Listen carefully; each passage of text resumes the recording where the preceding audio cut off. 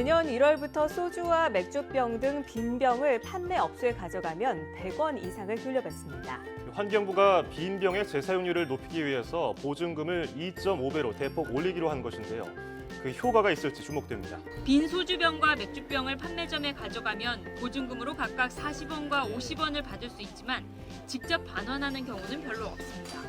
주로 아파트나 동네에서 수거업체가 빈 병을 모아 되파는 식인데 대량 처리하다 보니 파손이나 오염되는 경우가 10%에 이릅니다. 그러다 보니 회수율은 95%에 이르지만 재사용률은 85%에 그치고 재사용 횟수도 독일이나 일본과 비교했을 때 크게 떨어집니다.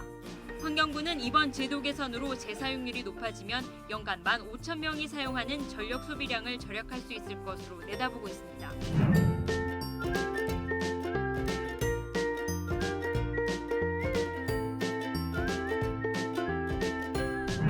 오늘 강의는 자원순환이란 부분들을 이야기한다면 국민들이 너무 어려워하셔요. 근데 자원순환은 바로 일회용 컵 하나 안 쓰는 거, 일회용 비닐 안 쓰는 거, 그리고 분리배출 잘하는 거, 그 다음은 제품을 좀 더 오래 쓰는 거, 이러한 것들이 바로 자원순환이라는 것들을 시민들한테 좀 이야기를 하고 싶어서 오늘 주제로 잡았습니다. 안녕하세요. 반갑습니다. 자원순환사연대 김미화라고 합니다. 요즘 우리의 환경이 정말 알 수가 없어요. 이러한 환경 속에서 우리가 앞으로 어떻게 살아갈 것인가, 그러한 부분이 바로 자원순환을 어떻게 잘하면 극복할 수 있을까, 제가 오늘 그런 말씀을 드리고 싶습니다. 우리가 100세 인생이라고 하죠. 지금 여기 계시는 분들은 아마 한 150 정도 사실 거고 우리 밑에 세대는 한 200살 정도 살 것 같아요. 진시황이 그렇게 오래 살고 싶어갖고 불로초를 막 구하고 그랬는데 끝내는 진시황은 빨리 죽었어요. 근데 여기 계시는 분들 굉장히 오래 사실 것 같습니다. 정말 오래 살고 싶었던 많은 사람들이 있었죠. 조선시대 임금님들도 오래 살고 싶어갖고 뒤에다 다 이렇게 십장생을 이렇게 걸어놓고 나도 거북이처럼, 나도 정말 이렇게 평생 죽지 않는 돌처럼 살고 싶다, 그런 염원이 있었는데 21세기가 되니까 정말 죽지 않은 새로운 물질을 인간이 만들어냈다는 게 아닙니까? 그게 바로 플라스틱입니다. 자, 오늘은 제가 이제 이런 플라스틱과 그리고 인간과 자원순환과 함께 갈 수 있는 공존의 방법, 여러분들하고 같이 이야기를 해보고 싶습니다. 쓰레기는 어떻게, 언제부터 만들어졌을까? 구석기 시대에는 말 그대로 이동을 하면서 살았습니다. 왜냐하면 그 당시에는 농사를 지을 수 있는 기술이 없었습니다. 방법을 몰랐습니다. 그러니까 우리가 왜 세렝게티에 이렇게 소들 있지 않습니까? 소들 보면 먹이를 찾아서 막 이렇게 돌아다니지 않습니까? 마찬가지로 구석기 사람들도 그렇게 했습니다. 근데 이제 발전을 하죠. 인간은 발전을 하면서 신석기 시대는 인간들이 정착을 합니다. 별을 심고 밀을 심고 이런 정착할 수 있는 시대가 되는데, 정착을 하다 보니까 무슨 문제가 생기냐면 한 곳에서 정착을 하면서 음식물도 만들고 여러 가지 하다 보니까 쓰레기가 발생합니다. 이러한 것들이 쓰레기의 시작이었고요. 그렇다면 이때는 굉장히 지혜롭죠. 그럼 쓰레기를 다시 이렇게 농사 짓는데 그름으로 사용을 하고, 아니면 가축을 키우는데 먹이를 주고, 이런 식으로의 어떤 순환 구조를 만들어냅니다. 자연과 인간의 공존한 자원순환, 진정한 자원순환이었죠. 이렇게 예전에는 아무런 문제가 없었습니다. 우리 나라와는 또 다르게 우리가 지금 유럽을 참 좋아하죠. 왜? 유럽은 오래된 역사와 문화와 볼거리도 많고 먹을 것도 많고, 여성들은 파리에 가면 정말 좋아, 천국이에요. 왜? 쇼핑의 천국. 이런데 유럽이 그렇게 발달하진 않았습니다. 18세기 이전까지는 굉장히 좀 이렇게 낙후되고, 부자는 부자지만 대부분 사람들은 가난했어요. 그러니까 유럽에는 예전에는 화장실이 없다고 그럽니다. 제가 18세기 이전에는 살아보지 않았기 때문에 잘 모르지만 문헌에 보면 집에 화장실이 없어요. 그러니까 집에서 똥 오줌, 기타 우물이 나오면 다 이제 이 유리창을 통해서 버립니다. 길거리로. 버리다 보니까 온갖 악취와 냄새와 이런 것들이 엄청나게 나겠죠. 근데 이제 또 기부인이나 아름다운 숙녀들은 밤에 어디를 갑니까? 파티를 갑니다. 파티를 가는데 파티를 가려니까 이 나의 아름다운 드레스, 오늘 가서 멋있는 남자를 한 명 만나야 되는데 드레스를 입고 딱 가는데 똥이 묻어요. 똥 오줌이 묻어요. 그렇다 보니까 어떻게? 좀 더 높은 신발, 더 높은 신발 이러면서 하이힐의 역사가 시작됐고요. 18세기 이전에는 유럽에서 이런 위생관념이 없기 때문에 굉장히 많은 질병들이 성행했습니다. 많은 사람들이 죽었죠. 여기 이렇게 자료를 보시면 콜레라, 흑사병, 기타 등등의 질병으로 굉장한 문제가 많았고 18세기 이후에 이제 위생이라는 개념이 생겼습니다. 근데 한국은 어떨까요? 한국은 조선시대 초부터 우리의 위대하신 세종대왕님이 여러 좋은 정책을 만들어냅니다. 이런 어떤 좋은 정책 중에서 우리가 경국대전 이런 걸 보면 정말 그 시대에 이런 환경윤리적인 것들이 있었을까라는 부분들로 치산시수의 정책을 펼치게 되는 거죠. 나무가 많아야만이 우리가 홍수라든가 가뭄을 이길 수 있고 또 나무가 많아야만이 그 물을 적절하게 땅에 줄 수 있다. 그래서 모든 국민들이 굶주리지 않고 잘 먹고 잘 살 수 있다. 태평성대를 만든다. 그런 정책을 펼치고 쓰레기가 발생시키는 사람한테는 버리는 사람 이런 사람들한테는 아주 큰 태형을 주는 이런 좋은 환경윤리 정책을 만들었습니다. 그러한 정책을 만들다 보니까 우리가 조선시대는 정말 환경적으로 안전한 전 세계에서 최고의 정책이었다고 자부합니다. 그런데 지금은 어때요? 아까 이제 이 콘서트에서 보셨다시피 지금 현재는 우리가 굉장히 암울합니다. 우리는 많은 종이를 쓰기 위해서 많은 나무를 자르고요. 많은 나무를 잘라서 열심히 종이를 쓰고 다시 그 종이를 그러면 분리 배출해서 재활용을 합니다. 재활용을 하는데 그럼에도 불구하고 120만 톤이라는 종이를 다시 매립하거나 소각을 합니다. 재활용할 종이가 없어갖고 150만 톤을 수입을 한다는 거죠. 그러니까 우리의 분리 배출이 잘 안 되고 있다 이런 말씀을 드리고 싶고요. 그 다음은 두 번째는 너무 많은 일회용컵을 사용합니다. 연간 일회용 컵이 한 235개입니다. 그러면 여기 계시는 분들은 나는 올해 일회용 컵 안 썼어 그러실 거죠. 근데 통계로 보면 하루에 1개 반은 일회용 컵을 쓴다는 거죠. 우리 모든 국민이 지금 태어나는 아기조차도 그렇게 많은 종이컵을 사용합니다. 이런 종이컵 사용이 전 세계에서 한국이 1등이라는 거죠. 우리가 참 1등 좋아하는데 종이컵 사용하는 것까지 1등을 해야 될까요? 저는 이런 종이컵을 만들기 위해서 아마존의 그 큰 밀림을 우리는 계속 베고 있습니다. 나무를. 아마존에 살던 원주민들은 아주 아름드리 이 밀림 밑에서 살았어요. 그러니까 이 사람들은 그 시력이 그냥 이렇게 아마존 근처 밀림 밑에서 살았기 때문에 그냥 이렇게 저기 한 시력이었는데 지금은 시력이 굉장히 나빠졌어요. 왜? 밀림이 눈을 보호해 주는데 다 나무를 잘라갖고 지금은 눈이 멀어지고 있다고 그럽니다. 우리가 일회용 컵을 사용함으로 자꾸 나무를 더 많이 뱀으로써. 그래서 저는 우리가 일회용 컵을 이렇게 계속 사용을 해야 되나. 또 일회용 사용하면 분리 배출해서 재활용 잘 안 됩니다. 이러한 것들 지금 현재 우리의 현실이고 또 그러한 것들 때문에 쓰레기 처리하기 위해서 이산화탄소를 배출하고 온실가스를 만들고 그러다 보니까 이번 여름처럼 이렇게 덥게 우리는 살아야 됩니다.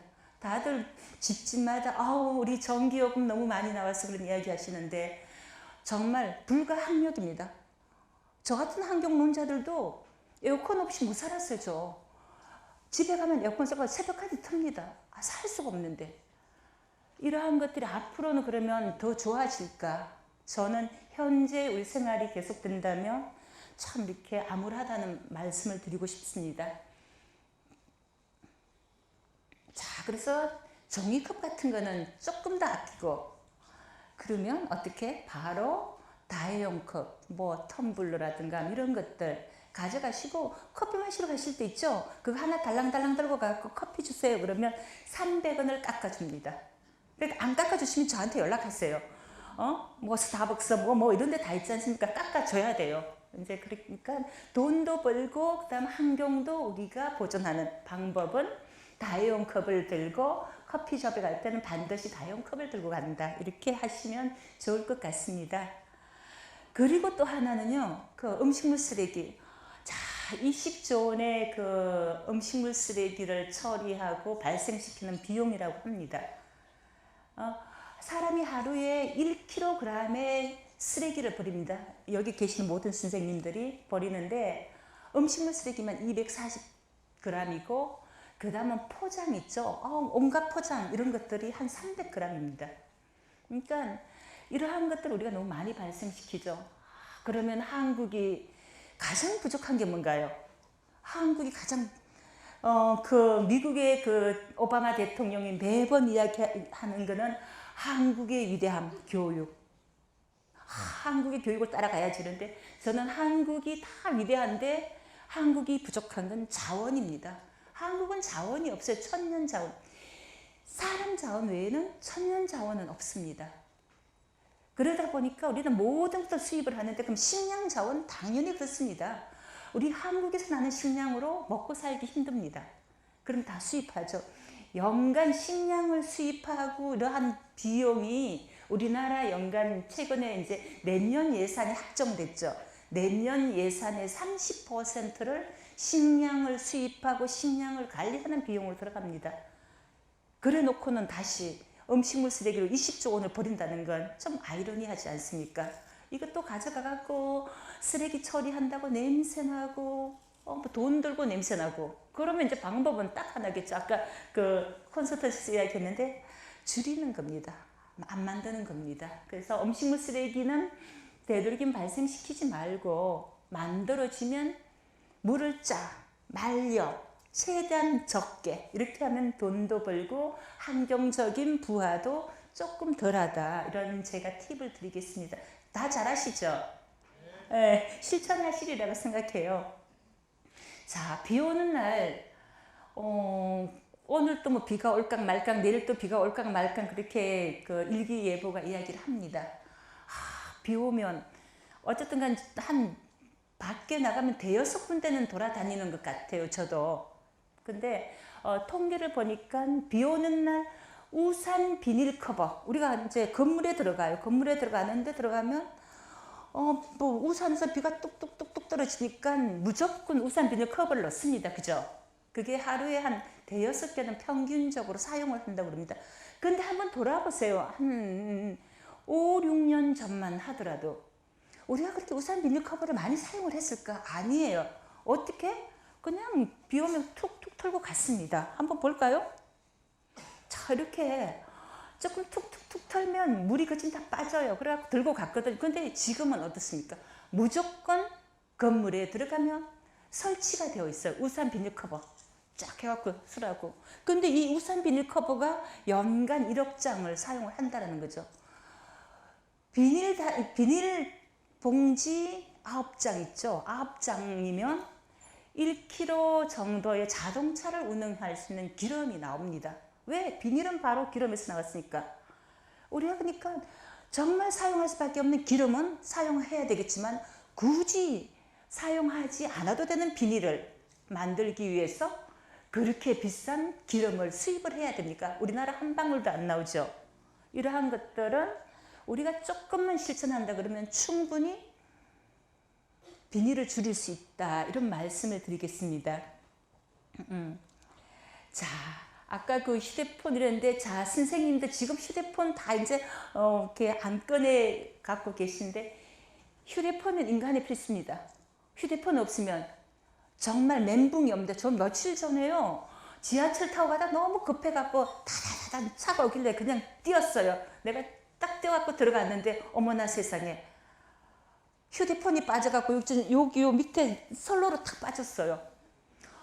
그 순간 정말 그렇게 제 자신이 이렇게 어머 이렇게 멘붕이 오는 제가 인생에서 멘붕 오는 게 그게 처음이었던 것 같아요. 어머 어떡하지? 핸드폰이 없으니까. 그럴 정도로 우리 인생에서 굉장히 중요한 게 핸드폰입니다. 핸드폰인데 핸드폰에는 굉장히 많은 유가 금속, 금, 은, 동, 구리, 뭐 좋은 금속들은 다 들어가 있습니다. 자, 최근에 휴대폰 사신 분, 6개월 이내에 사신 분 계세요? 자, 6개월 이내에 사신 분이 가장 금이 많이 들어가 있어요. 3년 전에 사신 분의 금은 좀 적게 들어가 있어. 갈수록 많이 들어가 있어. 왜? 우리가 휴대폰을 자꾸 이렇게 바꾸는 이유는 모든 게 그 안에 정보가 들어있기 때문이다. 더 많은 정보, 더 빠른 정보, 더 선명한 사진, 기타 등등 이런 정보를 새롭게 많이 넣기 위해서는 그런 금, 은 이런 비싼 것들이 많이 들어가게 되는 거죠. 그래서 휴대폰을 1톤을 하면 금이 400g입니다. 그런데 금강석에서는 4g밖에 안 나와요. 그렇다면 어떻게 하나요? 분리 배출. 근데 대부분 휴대폰 바꾸고 어떻게 하셨어요? 그전 거. 중고로 팔아주신다고. 혹시 다른 분들 집에 이렇게 갖고 계시는 분 안 계세요? 그러니까 집에 갖다 놓으면 이게 사용이 안 되잖아요. 그러니까 우리나라 금 없습니다. 그렇다면 선생님 집에 금들을 다 끄집어내 주세요. 누구를 위해서? 국가와 민족과 우리 자원을 위해서. 왜 우리 금 모으기 운동도 했는데 왜 지금은 금을 집에 갖고 계세요? 자, 그래서 이렇게 배출을 해 주시고요. 자, 아까 빈병 많이 이야기했는데 빈병 반드시 내년에는 소주병 100원, 맥주병 130원이에요. 집에 놔두시지 말고 그냥 분리 배출하는 데 갖다 주지 말고 분리 배출하면 재사용 안 돼요. 그렇기 때문에 반드시 어디에? 슈퍼마켓에 갖다 주세요. 그러면 재사용을 합니다. 일본에, 일본이란다. 독일은 맥주병 이런 병들을요 45회를 재사용합니다. 한국은 어떨까요? 몇 번 할 것 같아요? 혹시 선물 있으면 이때 드려야 되는데.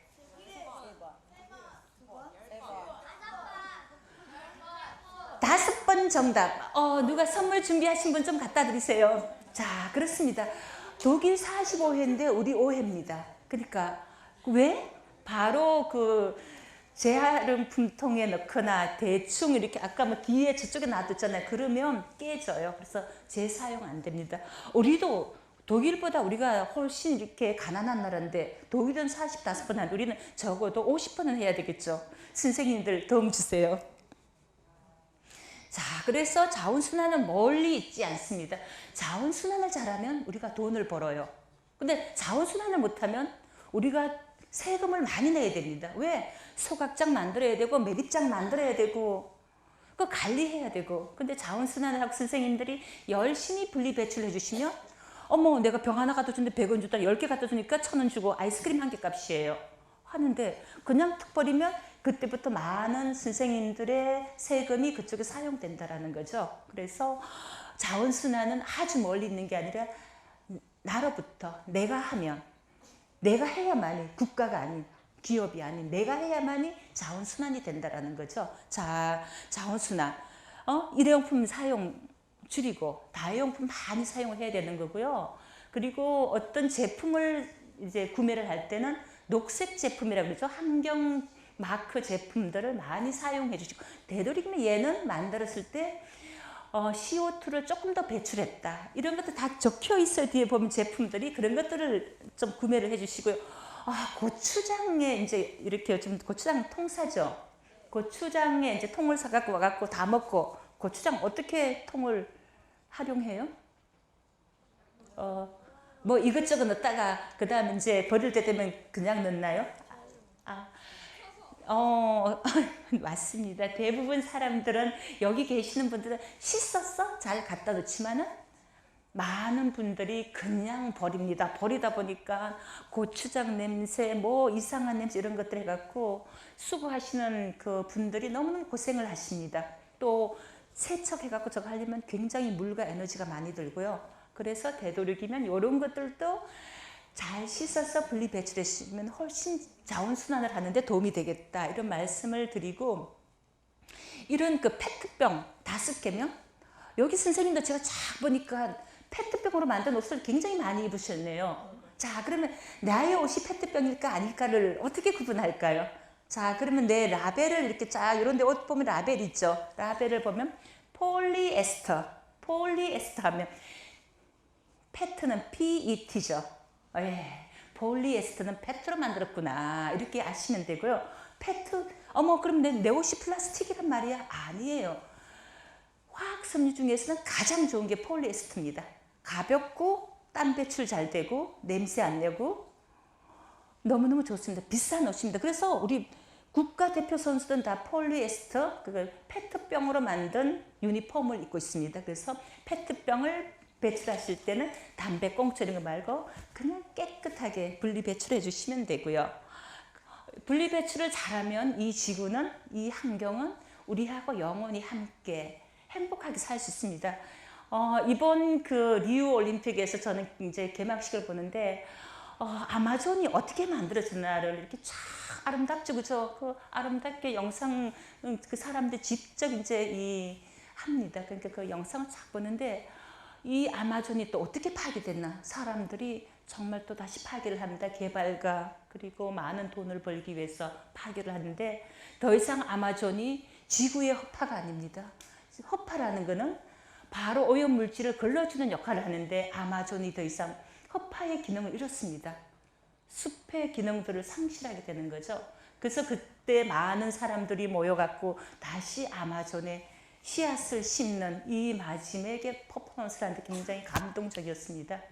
저는 오늘 이 그 환경 예찬을 통해서 여기 계신 분들한테 꼭 말씀을 드리고 싶습니다. 자원순환은 멀리 있는 게 아닙니다. 그리고 자원순환은 정부가 해주는 거 아닙니다. 기업이 해주는 거 아닙니다. 내가 해야 됩니다. 우리가 해야 됩니다. 어떻게? 분리 배출 잘하고 일회용품 덜 쓰고 물건을 오래 쓰고 그렇게 한다면 우리는 자원순환 사회를 이룰 수 있고 영원히 행복하게 환경과 함께 자연과 함께 살 수 있다. 그래서 지금부터 자원순환은 생활해 주십시오. 이렇게 말씀드리면서 제 강의는 마치겠습니다. 고맙습니다.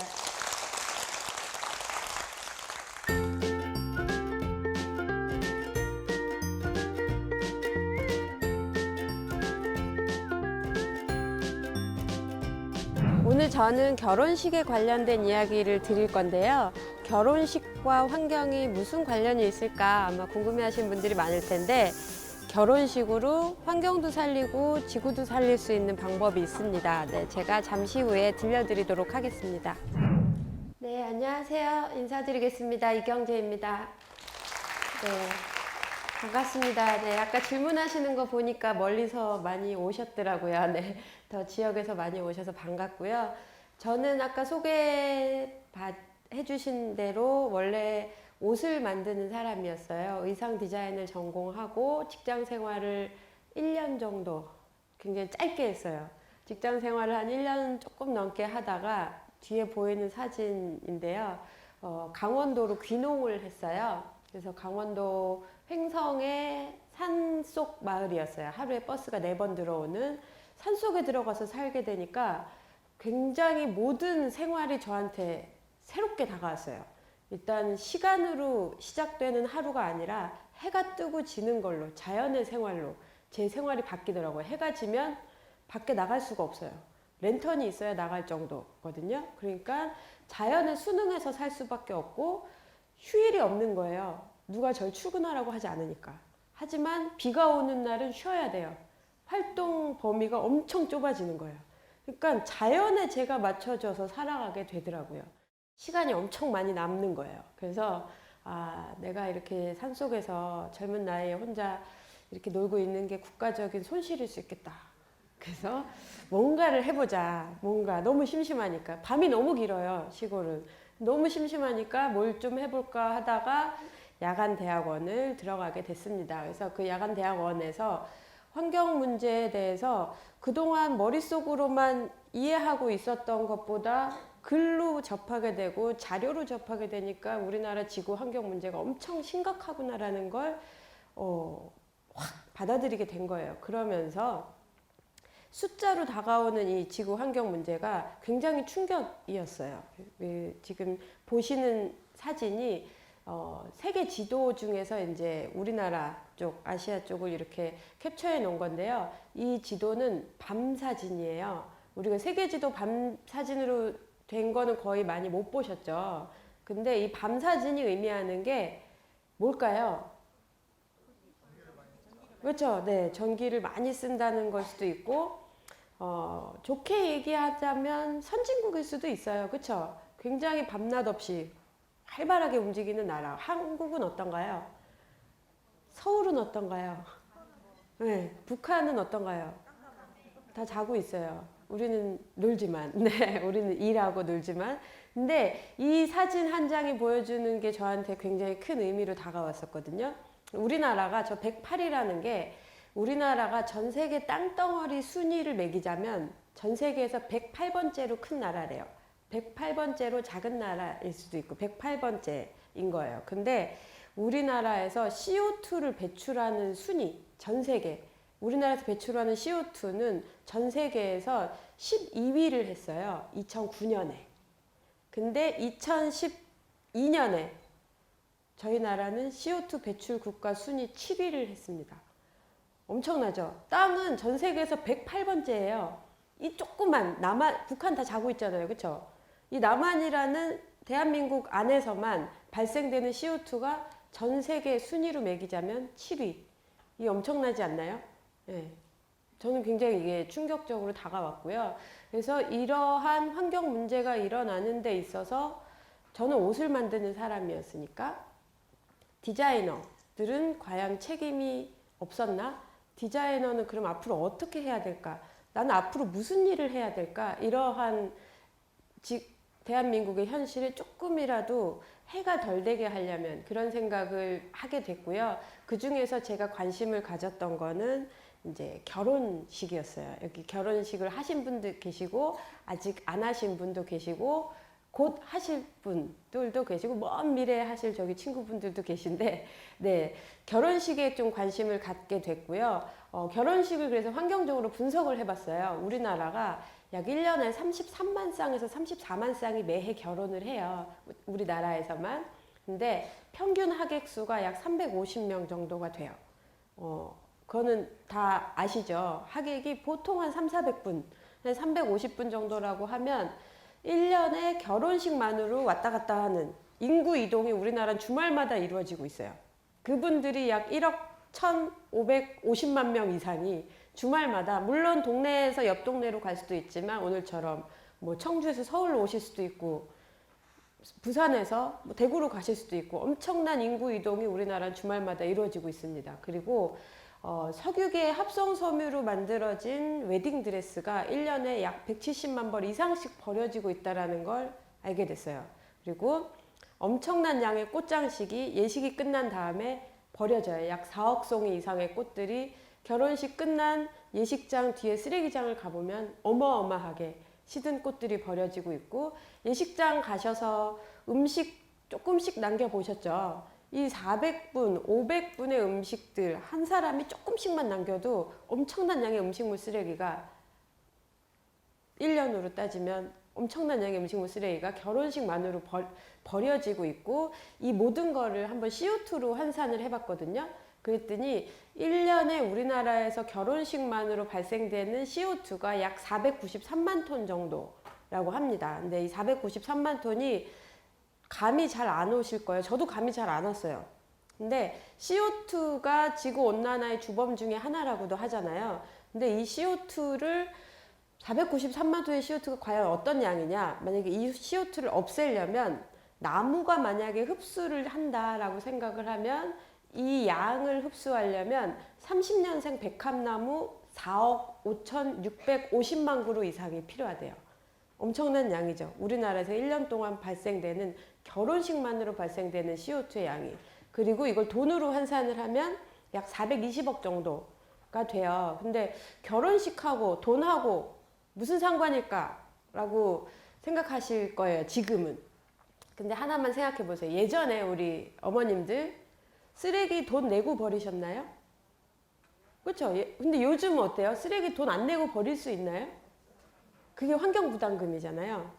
만약에 우리나라가 지금 7위를 했는데 CO2 배출 국가, 이대로 계속 나간다면 언젠가는 우리들이 생활하는데 배출하는 모든 CO2에 환경부담금을 물 수도 있지 않을까, 그런 날도 올 수 있지 않을까라는 생각을 해보게 됐습니다. 그래서 그러면 나는 옷을 만들던 사람이니까 썩지 않는 170만 벌 매년 버려지는 합성섬유 웨딩드레스부터 바꿔보자 라는 생각을 하게 됐고요. 이 옥수수예요. 옥수수를 요즘 뭐 이쑤시개도 나오고 애기들 그 젖병도 나오고 이러죠. 근데 이 옥수수로 천도 만들어요. PLA라고 하는데요. 이 옥수수 천은 육안으로 볼 때는 거의 실크하고 비슷해요. 근데 웨딩드레스로 만들어서 입고 땅에 묻으면 빠르면 4주 안에 생분해가 돼요. 그래서 다시 옥수수에게 양분이 되어줄 수 있어요. 이런 순환 구조를 가지고 있는 신소재거든요. 이 옥수수를 활용해서 2005년에 처음으로 웨딩드레스 2벌을 만들었어요. 여기 보이는 게 처음 작품인데, 이 웨딩드레스는 사실 판매를 목적으로 만들었던 건 아니고 이런 게 있으면 참 좋겠다 라는, 뭐 자동차로 치면 컨셉카처럼 전시장에 전시를 하려고 만들었는데 의외로 반응이 너무 좋은 거예요. 그래서 아, 저런 게 있으면 좋겠네요 라는 반응에 용기를 얻어서 그 다음부터는 옥수수 전분으로도 웨딩드레스를 만들고, 한지섬유 들어보셨죠? 네, 천연 한지섬유로도 웨딩드레스를 만들고, 이제 쐐기풀 섬유로도, 그래서 그 요즘에는 뭐 우유에서도 섬유가 나오고 대나무에서도 나오고, 그래서 기왕이면은 좀 더 자연에게 도움을 줄 수 있는 그런 원단으로 웨딩드레스를 이렇게 만들어 드리고, 결혼식이 끝난 다음에 간단한 수선만으로 일상복으로 고쳐서 다시 활용할 수 있게 이런 웨딩드레스 수선을 해드리는 서비스도 하고 있습니다. 근데 저희가 이렇게 웨딩드레스를 입혀서 신랑 신부님 한 분 한 커플 결혼시켜 드리다 보니까, 신랑은 옷을 결혼식 때 한 벌만 입으면 돼요. 딱 수트 딱 입고 결혼식 끝나고 또 그 옷 입고 인사 다니면 되는데, 신부들은 인사 다닐 때 웨딩드레스를 입고 인사 다닐 수가 없는 거예요. 뭔가를 갈아입어야 돼요. 아니면 뭔가를 또 빌리거나 사거나, 아니면 한복을 입거나. 그러니까 한복도 빌리거나 사야 되잖아요. 아, 그럼 비용이 많이 들 수밖에 없겠구나 이런 생각이 들어서 이 신부인데요. 이 신부의 저 웨딩드레스 안에는 이런 원피스가 숨어 있어요. 그래서 결혼식이 끝난 다음에 이 롱스커트와 헤어 장식을 빼면 간단한 원피스가 나와요. 그래서 이 옷을 입고 결혼식이 끝나고 하객분들께 인사를 다니면 되고, 이 옷은 내가 소유해서 신혼여행 가서 사진을 한 번 더 찍으시는 분들도 계시고, 결혼 1주년 기념으로 사진을 또 찍기도 하시고, 그래서 내가 결혼식 때 입었던 친환경 웨딩드레스를 평생 간직하시거나 일상에서 활용하실 수 있게 이렇게 해드리고 있습니다. 그리고 결혼식에서 웨딩드레스만으로 이 모든 결혼식이 친환경적이라고 할 순 없잖아요. 그래서 다른 아이템들도 하나씩 바꿔보자. 그러면 조금 더 자연 친화적인 결혼식을 하려면 어떻게 해야 될까를 고민하다가, 아까 4억 송이 이상의 꽃들이 버려지고 있다 그랬잖아요. 꽃들이 안 버려지려면 살아있어야 되겠다 라는 생각을 했어요. 그래서 뿌리가 살아있는 부케와 부토니어를 개발을 하고, 결혼식장에 쓰이는 모든 장식을 다 화분으로 바꿨어요. 그래서 결혼식이 끝나면 하객분들께 모두 나눠드립니다. 네, 저희가 청소할 게 없어요. 하객분들이 다 가지고 가시니까. 그리고 음식도 유기농 음식으로 음식을 대접을 하고, 남은 음식은 다 싸드려요. 그래서 그 어머님들이 저희는 많이 싸가실 거라고 생각했는데, 신혼부부들이 그렇게 싸가요. 주말에 음식하기 좀 힘들잖아요. 그리고 이게 유기농이잖아요. 비싼 걸 알아요. 그래서 예, 결혼식 음식을 다들 건강한 음식이니까 혹시라도 남은 음식이 있으면 김치까지 싹 다 포장을 해서 드리고, 그래도 남은 음식은 푸드뱅크하고 연결을 해서 어려운 이웃분들이나 가축들에게 도움이 될 수 있게 그렇게 최소한의 쓰레기를 남기려고 노력을 하고 있고요. 아까 1억 명 이상의 하객들이 왔다 갔다 하려면 그 숫자 이상의 청첩장이 만들어져야 돼요. 근데 청첩장 필요해요. 물론 모바일 청첩장이 있는데 아직까지는 종이 청첩장이 우리나라 문화에서는 없어지긴 좀 힘들어요. 어르신들한테 아니면 교수님한테 아니면 스승님한테 할아버지한테 모바일 청첩장을 보내기는 좀 그렇잖아요. 그래서 어쩔 수 없이 종이 청첩장을 만드는데 이 청첩장도 약 1억 5천만 장 이상을 찍어야 되니까 그래서 이걸 조금 자연 친화적으로 할 수 없을까 해서 비목재 펄프라 그래서 나무를 베지 않고 만들 수 있는 종이들이 있어요. 아니면 재활용한 종이를 활용하고 콩기름 잉크로 인쇄를 한 다음에 결혼식 청첩장을 받으시는 분이 집에서 액자로 재활용할 수 있는 디자인으로 바꿨습니다. 그래서 조금이라도 더 사용하시고 나서 버릴 수 있게 그렇게 진행을 했고요. 여행도 신혼여행도 공정여행이나 착한 여행, 책임여행으로 소개를 해드리고 있고 결혼식 예물 또한 어떻게 친환경이냐 집에 안 쓰고 있는 금이나 핸드폰에선 안 돼요. 네, 금반지 할머니가 끼셨던 뭐 할아버지가 끼셨던 우리 엄마가 꼈던 목걸이 귀걸이 좀 오래돼서 촌스러운 거 있잖아요. 거기서 보석은 살리고 녹여서 디자인을 다시 하는 거예요. 그렇게 되면 환경적으로는 금광을 더 이상 채굴하지 않아도 된다는 이점이 있고 신랑 신부한테는 약 30% 이상 금액이 절감돼요. 30%, 40% 이상. 그리고 부모님이 하셨다는 아니면 할머니가 꼈었다는 반지라는 의미도 결혼식에서 조금 더 가치적인 부분도 좀 더 빛을 발할 수 있을 것 같습니다. 그래서 에코 웨딩을 하는 데 있어서 모든 아이템들을 이 LCA 시스템을 적용시키고 있어요. LCA 시스템이 쉽게 말씀을 드리면 요람에서부터 무덤까지 이 전 과정에 있어서 이 원료는 어디서 왔고 어떻게 만들어졌고 어떻게 쓰이고 어떻게 버려질지까지를 다 고려를 해서 모든 웨딩 아이템 디자인을 진행을 하고 있습니다. 그리고 이 에코 웨딩이 한 커플 한 커플 탄생할 때마다 처음에는 이 결혼식을 한 커플들에게 어떠한 환경적인 영향력이 있을 거라고 상상을 했지만 이 결혼식이 많아질수록 친환경 관련 산업이나 직업 음식 하시는 분들, 뭐 이런 친환경 원단 만드시는 분들까지 이 파급력이 굉장히 넓게 퍼지는 산업 중에 하나구나라는 거를 느끼게 됐습니다. 그리고 결혼식을 하게 되면 자연스럽게 임신과 출산과 육아로 이게 연결이 되잖아요. 그래서 결혼식 에코 웨딩을 하신 분들이 연락이 오세요. 어떻게 하면 우리 아이들 친환경 좋은 옷을 입힐 수 있을지에 대해서 그래서 저희가 친환경 영유아 용품부터 일상에서도 환경을 실천할 수 있는 친환경 소품까지 이렇게 디자인을 진행을 했었고요. 그래서 웨딩을 하다 보니까 이 웨딩이 새로운 인생의 시작이잖아요. 이 친환경으로 결혼식을 하신 분들은 이 웨딩 자체가 삶으로까지 이렇게 확산이 되는구나. 그래서 에코 웨딩이 단순히 결혼식으로 끝나는 게 아니라 에코 피플을 만들고 있구나라는 거를 눈으로 확인할 수가 있었습니다. 근데 이렇게 에코 웨딩을 진행을 하다 보니까 결혼식으로 환경 문제를 바꾸는 거는 열심히 해왔는데 현실에서 또 다른 문제가 있더라고요. 우리나라 결혼 문화 자체가 굉장히 획일적이고 선택권이 적게 결혼식을 서울 같은 경우는 강남을 거치지 않으면 결혼식을 하기 힘든 시스템으로 어느 순간 변했더라고요. 그래서 예식장을 가면 자 다음 시간 중에서 몇 시에 하실래요? 이런 식으로 시간을 선택해야 되고 웨딩 플래너를 만나러 가면 저 친환경 결혼식 하고 싶어요. 아니면 저 작은 결혼식 하고 싶어요를 상담하기 전에 얼마 정도 있으신가요? 예산이 어떻게 되세요? 이렇게 물어보니까 신부들이 너무 마음에 상처를 받고 오시는 거예요. 그래서 지금 결혼 문화 자체가 굉장히 획일적이고 좀 결혼식의 의미보다는 상업적인 부분으로 많이 바뀌었구나라는 거를 알게 됐어요. 그래서 이 에코 웨딩을 가지고 좀 더 좋은 결혼 모델을 만들 수 없을까라는 생각을 하다가 예전 우리 전통 결혼식은 마을에서 잔치처럼 이루어졌잖아요. 그 문화를 복원해 봐야 되겠다.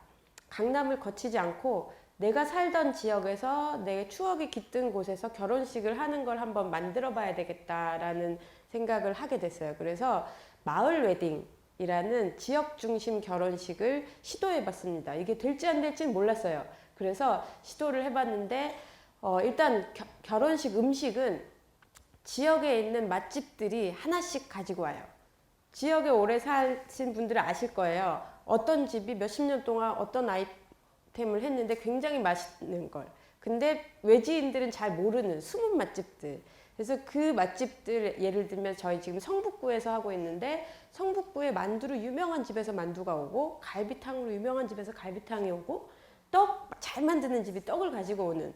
그러니까 모든 음식 하나하나가 다 장인들이 만든 개념이에요. 근데 그 모든 음식들 중에서 식당에서 가지고 올 수 없는 음식은 여기 보시면 장수마을이라고 성북동에 할머니들이 많이 사시는 마을이 있는데 이 마을에 할머니라고 그러니까 서운해 하시더라고요. 어머님들이 이렇게 일부 음식을 만들어 주십니다. 결혼식 3, 4일 전부터.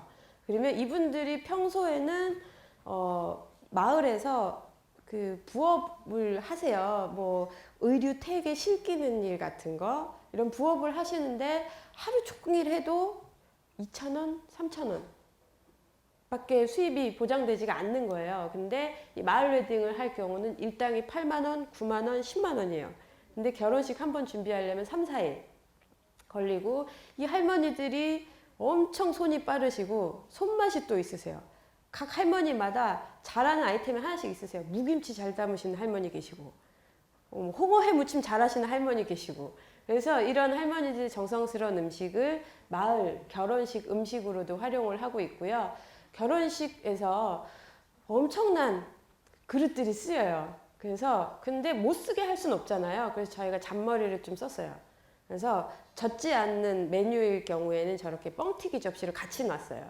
그때 어린이들이 되게 좋아해요. 그리고 젊은 분들도 되게 좋아하고 그래서 좀 물기가 있는 음식은 일반 접시에 드시고 물기가 없는 음식은 뻥튀기 접시에서 같이 다 드셔라. 이런 위트와 결혼식을 같이 진행을 했고요. 이 마을 웨딩의 1호 커플 사진인데 이 공간은 성북구에 있는 구청 안에 있는 회의실이에요. 근데 저희가 뗐다 붙였다 할 수 있는 디자인을 이렇게 꾸몄습니다. 그래서 지역의 주말에 비어있는 유휴 공간을 활용해서 지역의 장인들과 할머니들이 함께 만드는 이런 결혼식 모델을 개발을 했고요. 여기는 이제 지역에 있는 곳인데 저희 사무실이에요. 결혼식을 할 곳이 너무 없다 보니까 되게 작은 공간인데 작은 결혼식을 진행을 하고 있습니다. 그렇게 되면 아까 1억 명 이상의 하객들이 그렇게 많이 왔다 갔다 인구 이동을 하지 않아도 되고 그만큼 음식을 많이 안 만들어도 되고 물론 어머님들이 걱정하시는 게 있죠. 뿌린 게 얼만데. 근데 이렇게 작게 해도 다 들어옵니다. 그 방법은 제가 나중에 다 말씀을 드리도록 하겠습니다. 네, 그래서 이런 작은 결혼식도 마을에서 같이 진행을 하고 있고요. 지금은 성북구에서만 진행을 하고 있는데 이게 서울시로 그리고 전국으로 퍼질 수 있는 기획을 지금 진행 중에 있습니다. 그래서 지역의 맛과 특색과 지역의 경제가 살 수 있고 모든 아이템이 친환경으로 이루어지는 이런 결혼식을 계속 진행을 하고 있습니다. 단순히 결혼식으로 끝나는 게 아니라 자원도 살리고 버리는 쓰레기도 없애고 결혼식 비용도 합리적으로 진행을 시키고 그런 결혼식으로 확산이 되는 모델을 계속 그려나가고 있는데요. 저희가 한 2년 정도 마을 웨딩의 시뮬레이션을 하면서 한번 조사를 해봤더니 결혼식으로 돈이 들어올 거 아니에요. 근데 그 돈에 이 돈들이 다 어디로 가나. 보통 일반 결혼식은 큰 업체한테 퉁퉁 가게 돼요. 근데 이 마을 웨딩 같은 경우는 결혼식으로 발생되는 비용 중에 약 65% 이상이 다시 지역으로 조금씩 이렇게 쪼개져서 들어가더라고요. 지역의 꽃집에도 들어가고 할머니한테도 들어가고 지역의 대학생 아르바이트생한테도 들어가고 그래서 이런 환경과 지역과 함께 공존할 수 있는 이런 결혼식을 앞으로도 계속 열심히 진행하겠습니다. 여러분들도 환경을 생각하는 에코 웨딩에 많은 관심 부탁드립니다. 감사합니다.